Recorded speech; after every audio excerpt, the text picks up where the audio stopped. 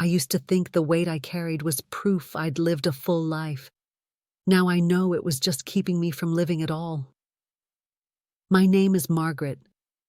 I'm 76 years old, and I finally understand what it means to put something down.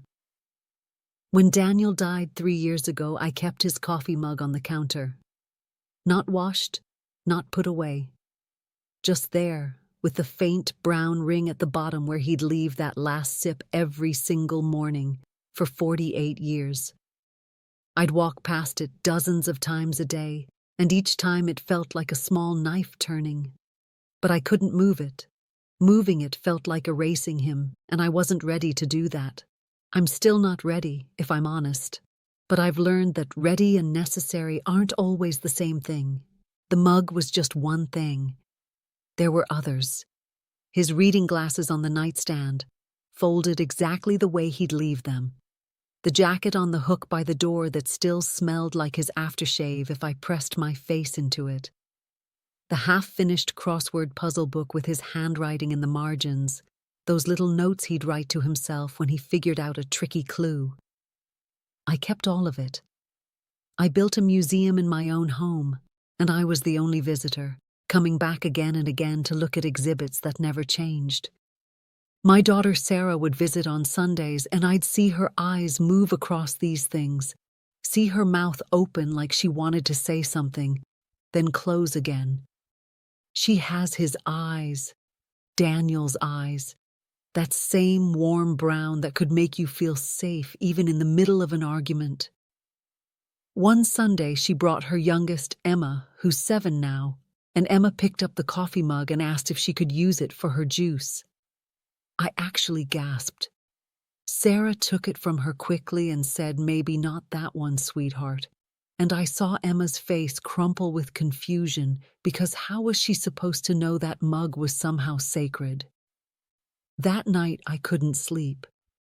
I kept thinking about Emma's face, about how I'd made a child feel bad for wanting to drink juice from a cup, which is what cups are for. And I realized I'd been doing this with everything, not just Daniel's things, but other things too. Heavy things that had nothing to do with coffee mugs or crossword puzzles. The first thing I stopped carrying was other people's opinions of my grief. After Daniel died, everyone had a timeline for me. 6 months in, my sister told me I should consider dating again because Daniel wouldn't want me to be alone. A year in, my neighbor asked if I'd thought about selling the house, because wasn't it too big for just one person? 2 years in, people stopped asking how I was doing, and I could feel their discomfort when I mentioned Daniel's name, like I was bringing up something impolite, like I was dwelling. I started keeping my grief quiet to make other people comfortable. I'd say I was fine when I wasn't. I'd change the subject when I wanted to talk about a memory. I carried this performance everywhere, this act of being further along than I was, and it was exhausting. It was like wearing shoes 2 sizes too small and pretending they fit perfectly. At some point, I realized I was grieving for an audience, and the audience was never satisfied anyway. They wanted me sad enough to deserve sympathy, but not so sad that it made dinner parties awkward. They wanted me to move on, but not so quickly that it seemed like Daniel hadn't mattered. There was no winning, so I stopped playing. I stopped carrying the weight of other people's comfort. When someone asked how I was, I started telling the truth. Sometimes that meant saying I had a hard week. Sometimes it meant saying I was actually doing okay today. And you know what happened? Some people got uncomfortable and stopped calling as much. That hurt, but it also clarified things. The people who stayed were the ones who could handle the real me, not the performance version. The second thing I stopped carrying was the idea that I had to be useful to be valuable. This one is hard to explain because it's woven into how I was raised, how women my age were taught to measure ourselves. My mother used to say idle hands are the devil's workshop, and I internalized that so deeply I didn't even realize I was carrying it until recently. After Daniel died, I threw myself into volunteering. I was at the library every Tuesday, the community center every Thursday, helping organize the church potluck, babysitting Sarah's kids whenever she needed, always saying yes to everything. I told myself I was staying active, staying engaged, but really I was terrified that if I stopped being useful, I'd disappear. That if I wasn't needed, I wouldn't matter. I ran myself ragged for 2 years. I'd come home exhausted, fall asleep in Daniel's chair, wake up at 3 in the morning with my neck cramped and my body aching. And I'd do it all again the next day because stopping felt like giving up, and giving up felt like dying. Then last winter I got pneumonia. Not serious enough for the hospital, but serious enough that I had to cancel everything for 3 weeks. I lay in bed feeling guilty about all the people I was letting down, all the things that wouldn't get done because I wasn't there to do them. Sarah came to check on me and brought soup, and I apologized for being a burden. She looked at me with those brown eyes and said, "Mom, you're not a burden. You're sick. You're allowed to be sick." While I was recovering, the library found another volunteer. The community center managed without me. The church potluck happened. Sarah's kids stayed with their other grandmother. Everything continued. And instead of feeling relieved, I felt devastated because it confirmed what I'd feared, that I was replaceable, that I didn't matter as much as I'd needed to believe. But then something shifted. I realized that being replaceable wasn't the same as being worthless. Of course, they found another volunteer. That's what's supposed to happen. That's what makes a community work. I wasn't failing by not being indispensable. I was just one person doing my part, and when I couldn't, someone else did theirs. That's beautiful, actually, when you think about it. I started saying no. Not to everything, but to things I was only doing out of obligation or fear. I kept Tuesday mornings at the library because I genuinely loved it. I let go of the rest. And in that space, I found something I'd lost, which was time for myself. Time to read a book in the middle of the day without feeling guilty. Time to sit on the porch and watch the birds.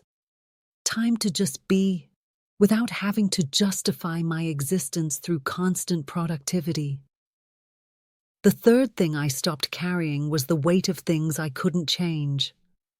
I have a son, Michael, who I haven't spoken to in 4 years. We had a falling out over something that feels both enormously important and completely trivial depending on the day. He disagreed with how I handled something with Sarah, took her side, said some things that cut deep, and I said things back that cut deeper. Neither of us has apologized. For 4 years, I carried that rift everywhere. I played out conversations in my head where he'd call and we'd fix it. I imagined him showing up at Christmas. I checked my phone constantly for messages that never came. I talked about it with Sarah until I could see her exhaustion with the whole situation. I sent him cards on his birthday and cards on holidays, always with a note inside that tried to bridge the gap without actually admitting I was wrong. Because I wasn't sure I was wrong, but I also wasn't sure I was right. The weight of it was crushing. Every family gathering had this empty chair. Every holiday had this shadow over it. I'd see other mothers with their sons and feel this physical ache in my chest. I wanted to fix it so badly, but I couldn't fix it by myself, and he wasn't interested in fixing it at all, or at least he wasn't interested in fixing it my way. 6 months ago, Sarah sat me down and said something that changed everything. She said, "Mom, you can love him and accept that this is where things are right now. Those aren't mutually exclusive." And I realized I'd been carrying this idea that a good mother would find a way to fix this, that if I just tried hard enough or said the right thing or gave it enough time, it would resolve itself. But relationships require two people, and I can only control my half. So I stopped carrying the fantasy version of our relationship and started accepting the real one, which is that right now we're not speaking. That might change someday, or it might not. I can't control that. What I can control is whether I let it poison the rest of my life. I still love him. I still hope we'll reconcile. But I'm not carrying the weight of that hope like a stone anymore. I'm setting it down and trusting that if it's meant to happen, it will happen when we're both ready.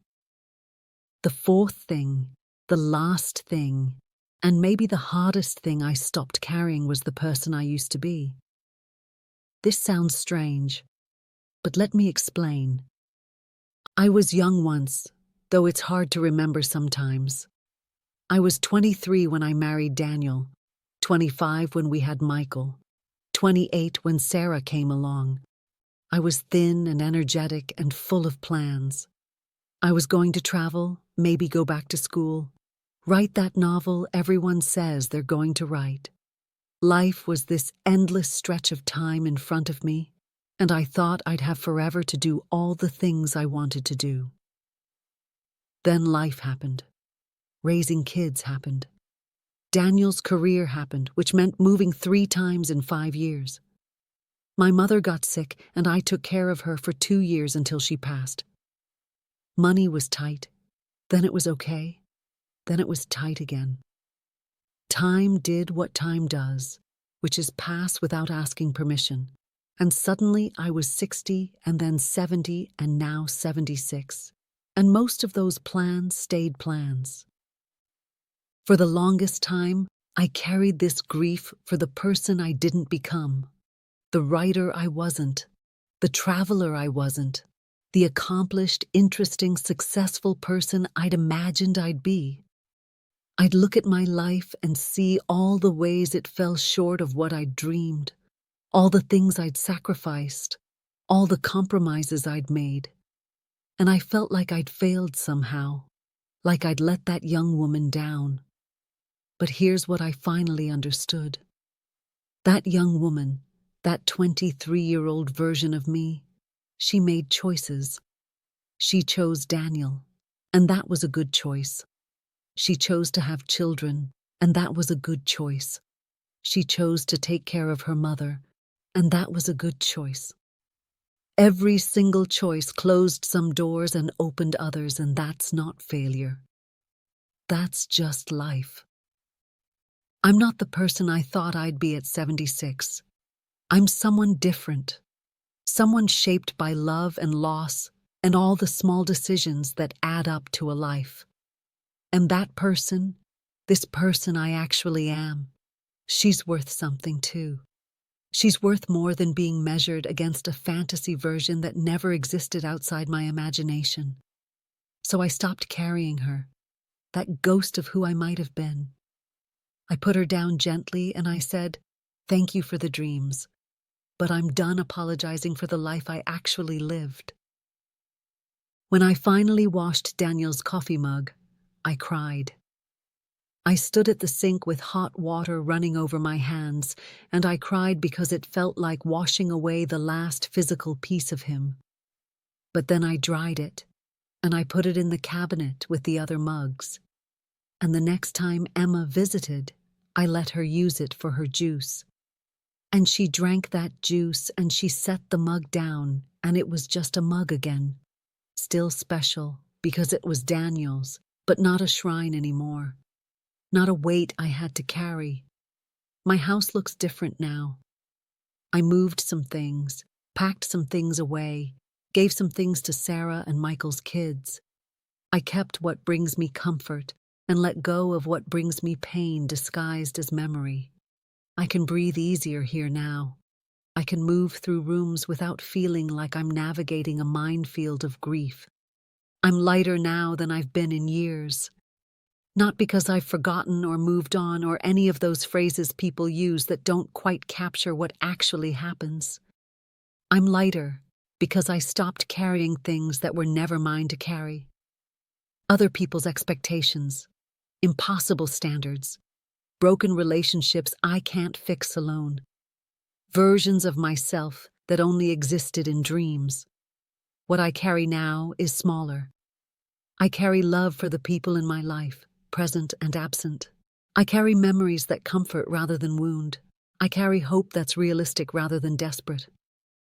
I carry the knowledge that I did my best, which wasn't perfect, but it was mine. If you're carrying something heavy, and you're tired, and you're not sure you can keep going, I want you to know that putting it down isn't giving up. Sometimes putting something down is the bravest thing you can do. Sometimes the weight we carry isn't making us stronger. It's just making us tired. I'm 76 years old, and I've spent most of my life believing that holding on was a virtue and letting go was a weakness. I've learned that the opposite is true. Knowing what to hold and what to release, that's wisdom. And wisdom doesn't come from carrying everything. It comes from understanding that you were never meant to carry everything in the first place. Daniel used to say that life is long if you let it be. I didn't understand what he meant then, but I think I do now. Life is long when you're not weighed down by things that don't serve you. Life is spacious when you clear out the clutter. Life is yours when you stop living it for everyone else. I don't know how much time I have left. Could be 5 years, could be 20. But however much there is, I want to spend it light. I want to spend it free. I want to spend it being exactly who I am, without apology, without the weight of who I thought I should be. That's what I stopped carrying at 76. And if you're carrying those same things, whatever age you are, I hope you'll consider putting them down too. Not all at once, maybe, because these things are heavy and sometimes you need to set them down slowly. But eventually, before they break you, before you forget what it feels like to stand up straight, you deserve to be light too.